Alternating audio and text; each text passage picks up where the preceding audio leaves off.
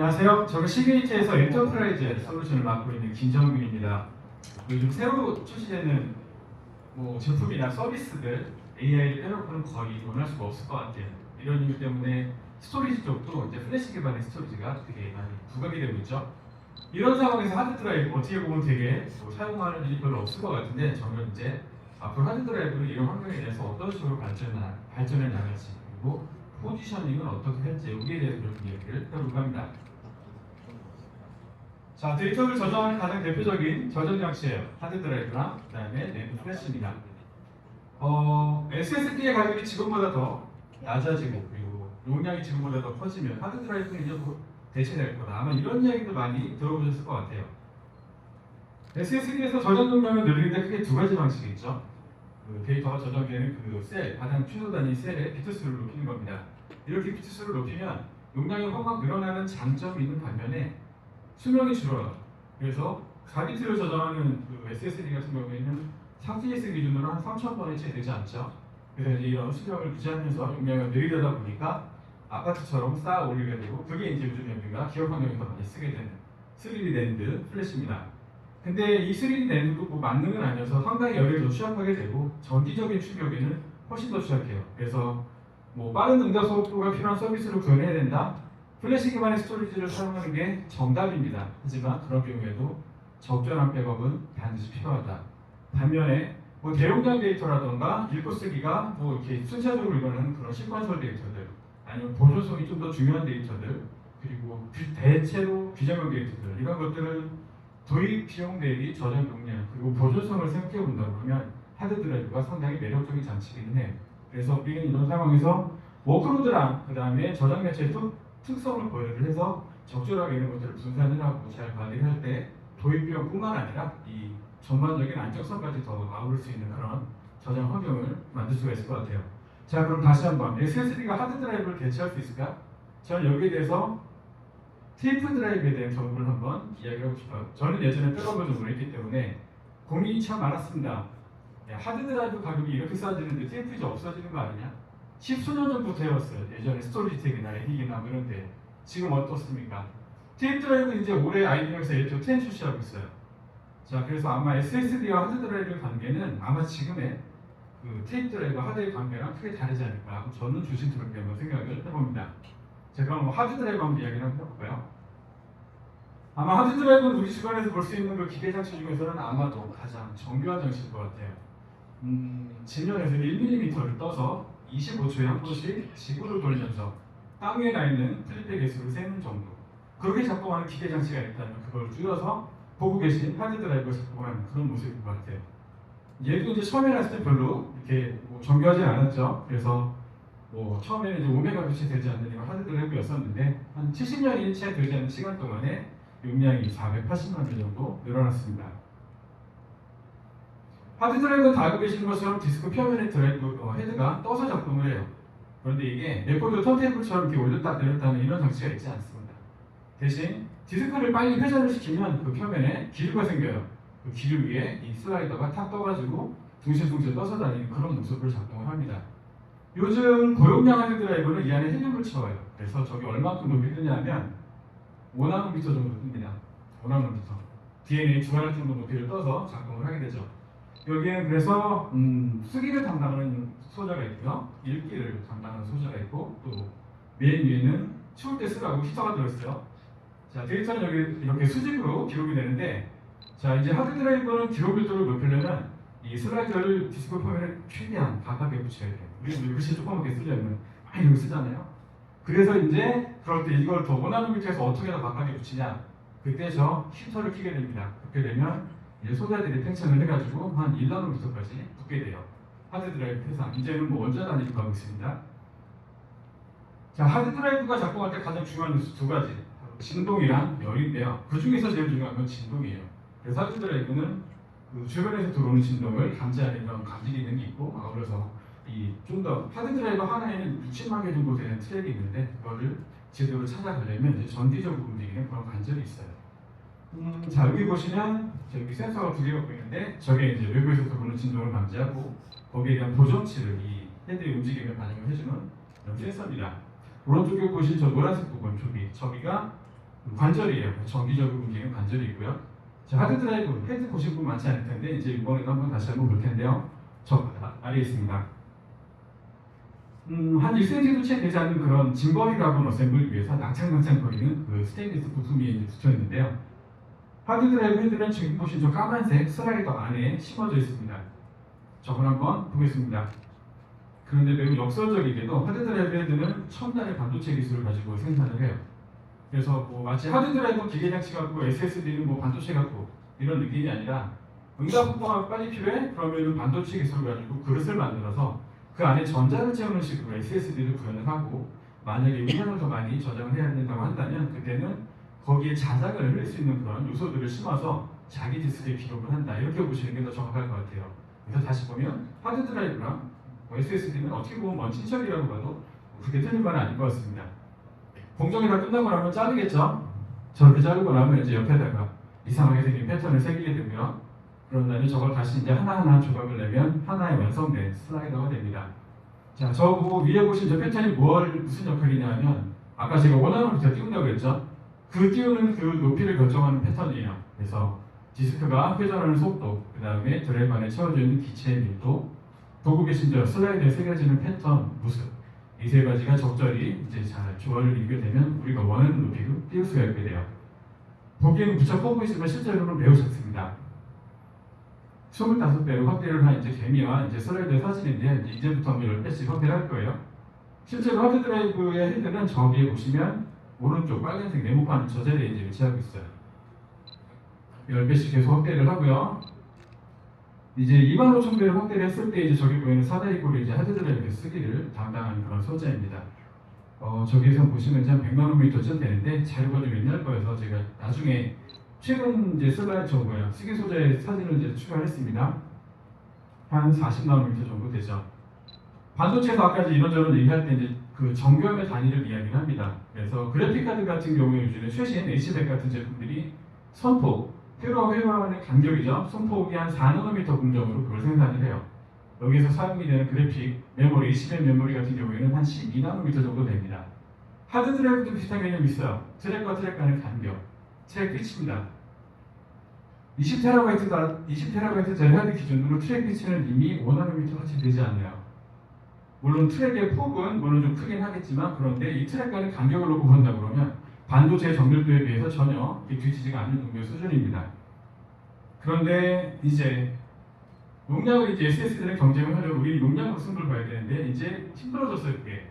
왜냐하면 분리대학적인 법칙 때문에 더 하고 싶어도 할 수가 없습니다. 되더라도 되게 조금씩밖에 이거 넣을 수가 없어요. 그래서 이제 전에 없던 그런 기술들이 필요하게 되고요. 이제 그런 거를 시게이트가 가장 처음으로 드라이브 제조사 중에서 가장 처음으로 선보이게 됐습니다. 이제 그 구현 기술 방식이 이제 바로 열 보조 자기 기록 방식이라고 하는 해머 기술이고요. 이거는 아까 보셨던 슬라이드에서 디스크 표면에다가 레이저를 쏴요. 그래서 가열을 한 400도 정도 되는 이런 온도로 가열하게 되면 결과적으로 데이터가 기록되는 면적을 확 줄여주는 그런 기술이에요. 그래서 실제로 작동하는 걸 보시면 슬라이드에서 이제 빛이 납니다.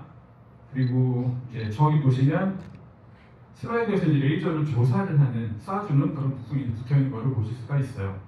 이건 이제 드라이브 업계에서 사용하는 일반 명사, 일반 기술이고요. 기술 고연도가 되게 높기 때문에 시게이트가 지금 먼저 상용화를 했지만 나머지 회사들은 아직 시작도 못하고 있는 그런 기술이라고 보시면 될 것 같은데요. 자, 이 기술에 이제 저희가 모자이크라고 하는 그런 브랜드 이름을 붙였어요. 자, 우리 학창 시절에 모자이크 한번 해보셨나요? 작은 뭐 색종이라든가 뭐 이런 헝겊 같은 거. 뭐 이런 헝겊들은 하나하나는 별 생종이들 별 의미가 없어 보이는데 얘네들이 모이고 나면 그때는 하나의 커다란 예술작품처럼 될 수가 있을 것 같아요. 모자이크 기술도 똑같습니다. 여기 안에는 뭐 자기약부터 시작해서 각종 기계공학과 뭐 이런저런 논문의 특허 기술에 수많은 기술들을 합쳐가지고 저희 시게이트가 약간의 예술작품처럼 만들어내는 그런 어떤 자부심을 나타내는 그런 이름 같아요. 그래서 이런 모자이크, 기존에 이제 하드 드라이브 데뷔 때는 같은 그 테라바이트를 쪽에 사용하는 전력이 아주 크게 줄어들게 되겠죠. 같은 용량이랑 부품도 더 적게 될 것 같고요. 그래서 앞으로는 이제 이 모든 하드 드라이브에 이제 모자이크 기술이 적용이 될 거예요. 지금 보시는 모자이크 3, 디스크 한 장에 3TB가 들어간다는 얘기입니다. 이런 것들이 10장이 쌓이니까 30TB로 시작을 하는 거고요. 앞으로는 모자이크 4, 5 이렇게 계속 출시가 돼서 점점 더 큰 용량으로 이제 발전을 해 나갈 거예요. 이제 쓰기 헤드를 봤으니까 이제 한번 저장이 되는 종이 쪽을 봐야 될 건데 하드드라이브 디스크의 이 표면은 매우 거울 같죠? 반짝반짝거리고 아마 뜯어보실 분 많을 것 같은데 확대를 해보면 좀 모양새가 좀 다르죠? 자갈과 같이 생겼습니다. 잘라서 옆에서 보면 이런 모습이에요. 한 적층으로 본다 보면 12층 정도 되는 층이 있고요. 거기 위에서 맨 윗부분에 실제로 데이터가 기록이 돼요. 자, 더 확대해 보면 이런 모습이죠. 밝은 부분, 하얀색 부분은 반도체 원료죠. 이산화규소. 짙은색 부분은 코발트, 크롬, 대금, 합금입니다. 뭐 이렇게 잘 섞어놓으면 이제 데이터가 안정적으로 저장이 되는 디스크를 만들 수가 있어요. 이 표면을 1나노미터 떠서 시속 130km 정도 되는 속도로 이렇게 날아다니면서 데이터를 쓰고 있는 그런 게 지금 우리가 이제 기업에서 사용하는 하드드라이브의 모습일 거예요. 이 뭐랄까 매체 기술도 이제 점점 발전합니다. 그래서 이제 얘네들도 밀도를 더 높이고 그 다음에 줄을 세우고 그다음에 전국에는 이제 하나의 입자에다가 하나의 비트를 새기는 이런 비트 패턴까지 가고 나면 이제 3.5인치짜리 드라이브 하나에서 100테라가 넘는 그런 용량을 제공하는 날이 올 거예요. 반드시 옵니다. 이미 실험실에서 다 끝났어요. 중요한 건 이제 수율입니다. 얘네들을 구현하는 데 있어서 얼마나 비용이 들 거냐 이게 이제 관건이겠죠. 하드드라이브 갈 길은 이미 정해졌다고 보시면 될 것 같아요.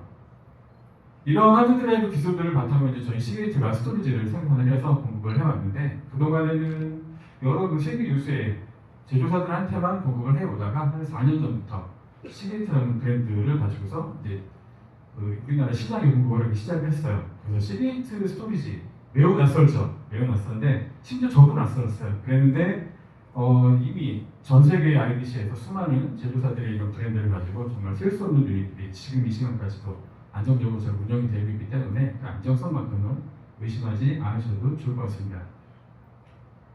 모델명이 저는 상당히 직관적인데요. 샤시 크기, 그 다음에 장착되는 드라이브 개수에 따라서 모델명이 주어지고요. 하드를 사용할 때에는 엑소스, 녹색 이미지를 사용합니다. 그리고 2.5인치 드라이브 샤시에는 이제 SSD를 꽂는 경우에는 빨간색의 나이트로라고 하는 이미지를 써서 서버 연결만 하는 경우에는 뭐 이렇게 사스 연결하게 되면 JBus로 변할 수가 있고요. 레이드 컨트롤러를 장착을 하게 되면 그때는 우리가 통상적으로 말하는 센 스토리지를 만들 수가 있어요. 그리고 X86 서버를 장착을 하게 되면 그때는 소프트웨어 디파인드 스토리지용 HA 기반의 그런 하드웨어 플랫폼을 구성을 할 수도 있습니다. 자, 그러면 시게이트 하드는 알겠는데 사실 뭐가 다르냐? 그래 봐야 뭐 100개가 아니라 200개도 못 보겠냐? 라고 제가 예전에 생각했었어요. 제가 부끄럽게도 그랬는데 자, 여기는 큰 차이점이 있습니다. 자이라틱스라고 하는 회사가 있어요. 이거는 하드드라이브를 생산을 하고 나면 전수검사로 테스트를 합니다. 그 테스트 장비를 만들던 회사예요. 반도체도 왜 요즘에 3나노미터 공정하려면 ASML에 5천억 원짜리 노광 장비 사야 되잖아요. 하드드라이브 생산하려면 무조건 써야 되는 그런 테스트 장비를 전 세계에서 독점 공급하던 그런 회사에 썼습니다. 이렇게 생겼어요. 테스트 장비. 저 장비 한 대 하드드라이브 한 2,300개 정도 장착이 되고요. 제가 넣다 뺐다 하면서 이제 한 몇 주에 걸쳐서 테스트를 합니다. 하드드라이브 테스트를 할 때 진동과 중요하겠죠. 최적의 상태에서, 최적의 온도와 진동 상태에서 테스트를 해야지 제대로 된 장비가 나올 거예요, 제품이. 그거를 하던 그 자이라텍스를 시게이트가 2014년에 인수를 하게 됩니다. 그래서 지금 보셨던 시게이트 샤시는 저 자이라텍스의 기술을 가지고 만든 그런 샤시예요. 뭐 장비 한 대 2,000개짜리 슬롯을 안정적으로 돌리는 그런 샤시를 만들던 회사의 기술을 가지고 만든 게 시게이트의 고빌드 샤시예요. 그래서 그냥 보면 뭐 그냥 비슷해 보이죠. 하지만 그렇지 않습니다. 매우 차이점이 있고요. 아까도 제가 초기에 그 하드드라이브 안에 진동 센서가 있어서 어지간한 진동들은 감내를 한다고 말씀드렸어요. 그래서 이제 많은 상황에서는 이제 이런 스토리지 서버에다 드라이버를 많이 장착을 해서 이제 구현들을 많이 했는데, 근데 이제는 좀 달라질 것 같아요. 해머의 세상, 모자이크 세상으로 가게 되면 그때는 진동이 얘네들이 훨씬 더 민감해지기 때문에 이런 보편적인 서버 스토리지에다가 이런 고용량 하드드라이브를 장착을 하면 물론 작동은 하겠지만 성능이 이제 원래 계획됐던 그런 성능이 안 나올 가능성이 되게 높아지죠. 그래서 이제 그런 경우에는 이제 이렇게 특수하게 설계된 이런 샤시에 썼을 때 제대로 된 성능이 나올 수 있다는 건 이제 앞으로 하드웨어나 인프라를 설계했을 때 참고하시면 좋을 것 같아요. 자, 이 샤시들을 가장 이제 잘 사용하는 데가 바로 큐넥입니다. 그래서 큐넥을 아시는 것처럼 나스 제조사인데요. 그래서 최상위 제품군에는 저희 초고밀도 샤시를 장착을 해서 이제 ZFS 5스템을 이제 구현을 했어요. 그래서 이제 이거 한 대면은 이제 물용량도 2페타 정도 나옵니다. 두 대면 4페타예요. 그래서 뭐 필터 다이닝 스토리지를 만드는 게 그렇게 큰 많은 렉스페이스가 필요하지 않는 이런 상황이 됐죠. 자, 이런 시기트가 레이드 컨트롤러까지 이제 디자인을 해서 생산했습니다. 애플도 그러잖아요. 아이폰에다가 장착되는 그런 AP 직접 만드는 것처럼 저희도 따라했어요. 그래서 이제 벨로시티라고 하는 그런 아키텍처를 개발을 해서 이제 레이드 컨트롤러 칩셋도 저희가 직접 디자인해서 장착을 합니다. 하드 드라이브를 가장 잘하는 시기트가 레이드 컨트롤러를 만들면 어떻게 될까요? 상당히 독특한 기술이 태어났어요. ADR, 자가 드라이브 재생 기능이에요. 보통 대용량 하드 드라이브를 쓰기 싫어하는 고객들은 리빌딩 시간이 너무 길기 때문에 그렇습니다. 장애가 한번 나면 너무 오래 걸려요. 근데 실제로 장애가 난 드라이브를 살펴보면 뭐 20개씩 되는 그런 헤드에 하나 정도에만 장애가 나요. 그렇다면 이 장애가 난 영역만 정리를 하고 멀쩡한 부분들을 그대로 쓸 수 있게 해주는 재생을 해주는 그런 기능이 바로 ADR이에요. 선택 사항인데 뭐 아무튼 간에 뭐 리빌딩 시간도 줄이고 불필요한 이런 드라이브 부채 같은 이런 것도 줄일 수 있는 그런 매우 독특하고도 재미있는 그런 기능 중에 하나죠. 자, 그래서 아까 보셨던 벨로시티 칩셋이랑 저희 최상의 추가율도 저희가에다가 이제 벨로시티 칩셋을 장착을 하게 되면 어떤 제품이 나오냐면 코볼트라고 하는 약간 인텔리전트 제이갓이 나옵니다. 제이갓인데 레이드가 내장이 되어 있는 그런 제품이에요. 저장 용량 대비 밴드위스 대비 스루풋으로 볼 때 도입비용을 고려할 때는 경쟁이 되는 제품이 그냥 아예 없습니다. 그래서 저장을 아주 큰 용량을 해야 되는 이런 상황, 백업을 크게 해야 되거나 아카이브를 크게 해야 될 때 그때는 아마 전체적인 저장 용량을 고려할 적에는 아마 가장 좋은 선택지가 되지 않을까 싶어요. 이 제품은 지금 현재는 키스티에서 3D VR 가상현실 시스템의 저장장치로 운영이 되고 있습니다. 저기 보시면 두 대가 있는데요. 검수 조건이 매우 간단했어요. 초당 30GB로 데이터를 읽고 쓸 것. 한 줄이었습니다. 그리고 저 두 대를 가지고서 매우 잘 아주 상위에서 이제 넘어가서 지금 잘 운영이 되고 있죠. 자, 이런 러스터 시스템, 이렇게 큰 용량들은 데이터를 백업을 하기 무척 힘듭니다. 러스터가 이렇게 있다고 치면은 그래서 보통은 백업 솔루션을 쓰지 못하고 RC가 같은 복제 솔루션을 쓰게 돼요. 왜냐하면 백업 솔루션은 1TB의 라이센스가 뭐 한 수백만 원씩 하잖아요. 그래서 그냥 하고 싶어도 단가 때문에 할 수가 없었어요. 그래서 이제 좀 하는 분들은 이렇게 RCK 같은 그런 무료 오픈소스 툴을 가지고 이제 동결을 하는 식으로 백업을 합니다. 예를 들면 어떻게 해요? 가장 최저봉만 백업이 되니까 그 이전에 있었던 복구 포인트를 유지할 수가 없겠죠. 그래서 저희가 퀘스트랑 이제 같이 협업을 했습니다. 그래서 기존의 백업 솔루션이랑 저희 코볼트를 합쳐서 이거를 VTL로 에뮬레이션을 해서 RPO, 복구 포인트를 유지할 수 있는 그런 백업 솔루션을 구성했어요. 그래서 기존에 우리가 통상적으로 구워보셨던 그런 VTL 백업 방식을 실제로 구현할 수가 있게 됐어요. 이러다가 매우 경쟁력 있는 가격으로 구현할 수가 있게 됐고요. 이러다가 만약에 저장 용량이 모자라면 라이센스는 딱히 추가하지 않으셔도 됩니다. 코볼트 하나에도 추가하면 그대로 다시 이제 VTL 백업을 더 크게 내릴 수 있는 이런 정도로 보시면 될 것 같아요. 그래서 러스터라든가 아주 정말 커다란 나스 같은 이런 환경에 있는 데이터를 복구 포인트를 유지하면서 백업 솔루션을 백업하고 싶다. 그럴 때는 아주 효율적인 그런 백업 솔루션이 될 것 같습니다. 자, AI 워크로드 한번 유형을 볼까요? 뭐 가장 유명한 이런 머신러닝, 딥러닝 이런 것도 있지만 뭐 GPU 파워를 별로 많이 쓰지 않는 저런 머신비전 같은 이런 영역도 있어요. 시게이트 하드들의 저런 쪽에도 많이 사용이 되고 있는데 실제로 워크플로우를 한번 보시면 데이터를 수집해서 뭐 처리하고 이제 아카이브 하기까지 여러 가지 단계가 있습니다. 근데 저 단계들을 이제 손으로 뜯어보면 특징들이 있죠. 그래서 저 중에서 이제 뭐 학생이라든가 추론 이쪽은 그냥 플래시기만 스토리지를 써야 돼요. 생산성 때문에 어쩔 수가 없어요. 그런데 수집이랑 뭐 스테이지 아카이브 좀 어떨까요? 저기다가는 버전성을 같이 생각을 해본다고 하면 그때는 하드기만 스토리지를 쓰는 게 가장 효율적일 거예요. 자, 비정형 데이터를 저장하면 안정적으로 저장하는 가장 효율적인 솔루션 오브젝트 스토리지인데요. 저희 시게이트는 그래서 클라우드 AI랑 같이 협업을 해가지고 오브젝트 스토리지를 구성을 합니다. 그런 이쯤에서 왜 클라우드 AI냐? 뭐 세상에 제품들 많은데 AWS가 가장 유사한 제품이 클라우드 AI입니다. 100% 호환돼요. API도 100% 호환되고 기존에 코딩을 했다거나 모든 솔루션을 AWS에 호환되게 구성을 했다 그러면 아무것도 바꾸지 않고 그대로 붙일 수 있는 그런 오브젝트 스토리지가 클라우드 AI입니다. 저희는 이제 클라우드 AI랑 같이 이제 협업을 해서 오브젝트 스토리지를 구현하고요.